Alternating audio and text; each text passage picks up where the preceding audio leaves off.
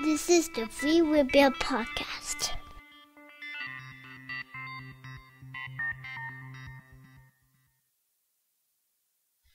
This is the Revolution Review for Saturday, May 28th. Gaddafi's war against Libyan civilians continues. Entire cities and villages in the Nafusa Western Mountains are under siege by Gaddafi troops. Gaddafi's punishing military offensive has lasted for over 3 months against a civilian population with little help, few weapons, and a lack of humanitarian aid. Even under such violence, the population remains steadfast and optimistic that freedom is on its way.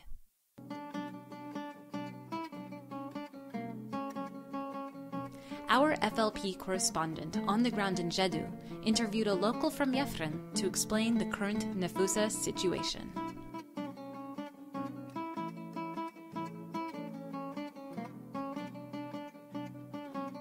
Do you want to tell us a little bit about the current situation? Okay, well, first, before we start, we can just need to mention the date, the 26th of May 2011, in the city of Jadou, the Nafusa mountain. Well, from yesterday, it was a surprise for us that power is being cut down most of the regions in Zintan, Rujban, Jadou, Hibat, and we can add on this list Yifan and Qal'a for almost 46 days. So, power is being cut down. With the power, we had to get in contact with the outside world. Our media group here now cannot get in contact with the outside, through the internet. We have a group who are uploading videos, contacting the press, media. We have also here in the media group working on a newspaper. Now they stopped, since the power is down. It's kind of like, disabled us a lot, the power. Since the power is cut down. It's critical. I call it a critical situation because we don't know for how long the power will stay cut down. There's no alternative for the time being. But let's wait and hope, because the power, cutting a power is kind of like a very bad indication. And not very far, we have a situation in Qal'a and Yifrin. But hopefully not. Yeah. What are you going to do now? Well, the guys are here trying to get alternative, at least, to power the system, the VSAT system, and get whatever messages to the outside. They did this. They managed to do that with very simple, things, with the battery. I think a car battery and an inverter. So they managed to do this and to get the message, spread as much as they could, since you cannot rely on a car battery, because you need a generator that works, light up or power up, the building itself, the power here. But I think there is some planning. They will find a plan as soon as possible, because as I said, it's to me, in my own perspective, it's a kind of like a critical situation and in indication, because it's not. Not having a power can somehow, isolate you from the world. You were somehow connected to the world, the international community, getting updates, about the situation here, updates, from the front line, updates on the humanitarian situation, supporting this, with the videos that are being captured, photos, working with the press and the media, on interviews, reports. So I think this is, as I said, it's the sign of isolation, and this isolation, hopefully, will not continue for last. I mean, Gaddafi forces and Gaddafi himself and the regime they have.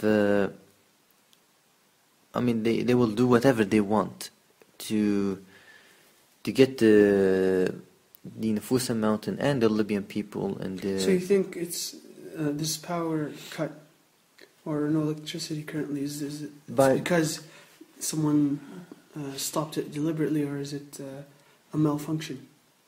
Well, it's not malfunction because why is it in the same time power is being cut in Zintan, Rujban, Jado, Urhabat? All at once. All at once, yeah. And as I said, it's not far from here. We have Qala Nifr in the same situation. So we don't know. What's the expectations? But as they say, think the unthinkable. They can, somehow send them, indirect message that maybe they want to threaten here the people, or maybe they are preparing or planning for an attack. Maybe they are,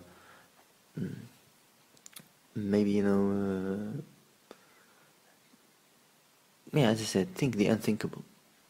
It's a critical situation, and we cannot leave it pass away like this. Okay. Thank you. 10 Mertenik.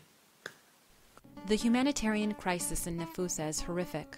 There are no words to adequately describe the tragedy. No water, no food, no medical support. The people hide in caves, and those caught by Gaddafi troops kidnapped, raped, and killed. NATO had been relatively absent from the fight in Nafusa. However, on May 26th, bombing occurred. Yefrin continues to be surrounded, with those wounded left with little to no medical support. Meanwhile, in Tripoli, opposition to Muammar Gaddafi continues, and efforts to subvert Gaddafi's control grow increasingly more sophisticated and overt. Contacts in Tripoli report violence against civilians increasing. On May 25th, an FLP correspondent in the capital reported that on Ben Ashur Street, a young man was shot and killed by Gaddafi security. The incidents marked mass revolt. Over 300 people took to the streets chanting "Free Libya." Gaddafi's Katiba arrived in trucks, shooting in the air, and arrested many who just happened to be in the area. Tripoli's civil disobedience continues. On May 27th, the Free Generation Movement of Tripoli set up speakers in Feshloum district, blasting the Free Libya national anthem from 4 locations.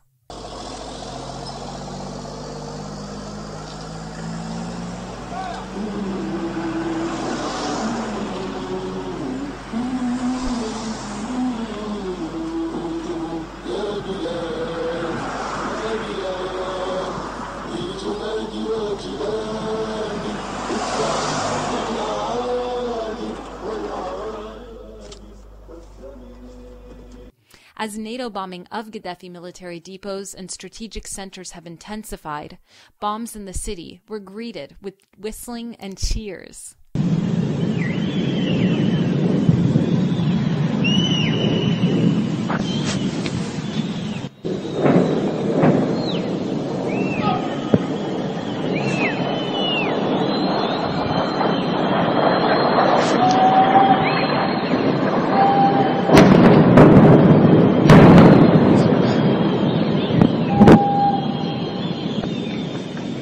Those in the Western Mountains daily request NATO to uphold UN Resolution 1973 and help stop the massacre unfolding in Yefrin and the surrounding Libyan towns.